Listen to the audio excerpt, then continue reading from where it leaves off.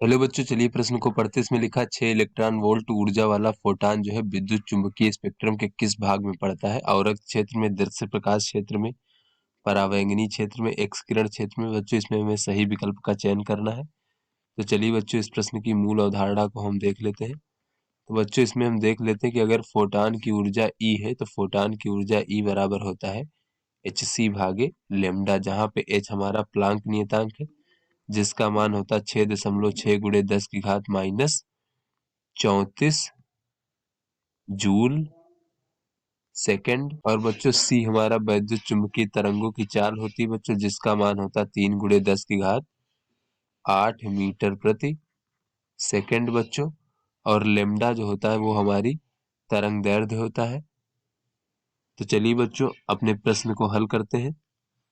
तो यहाँ पर बच्चों हमें फोटान की ऊर्जा दिया गया है ई का मान 6 इलेक्ट्रॉन वोल्ट बच्चों। तो यहाँ से अगर हम इसको जूल में परिवर्तित करें तो हो जाएगा गुणे 1.6 गुणे 10 की घात माइनस 19 जूल। तो इस प्रकार से बच्चों ये हमारा हो जाएगा 9.6 गुणे 10 की घात माइनस 19 जूल।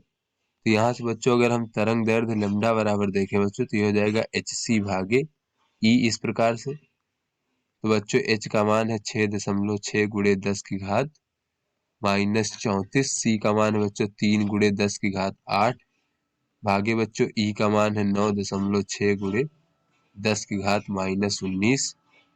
तो यहाँ से बच्चों अगर हम लेमडा हल करें इस प्रकार से तो ये हमें प्राप्त हो जाएगा बच्चों 2.06 गुणे 10 की घात माइनस 7 मीटर। बच्चों इसको हम कह सकते हैं लेमडा बराबर 206 गुणे 10 की घात माइनस 9 मीटर। या फिर बच्चों इसको हम ऐसे भी कह सकते हैं कि लेमडा बराबर 206 नैनो मीटर।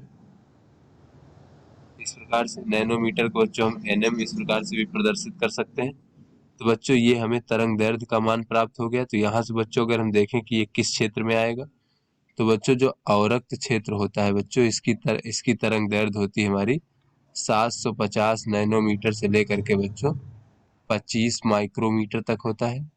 अगर दृश्य प्रकाश की बात करें बच्चों तो ये हमारा होता है 380 नैनोमीटर से लेकर के बच्चों 750 नैनोमीटर तक।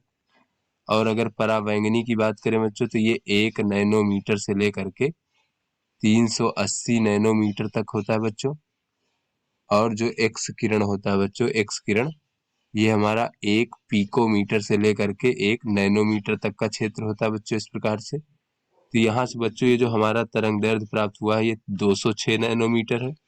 तो बच्चों ये 206 नैनोमीटर ये हमारा परावैंगनी क्षेत्र में आएगा। अतः बच्चों ये हमारा सी विकल्प सही विकल्प है। तो आशा करते हैं आपको समझ में आ गया होगा। धन्यवाद।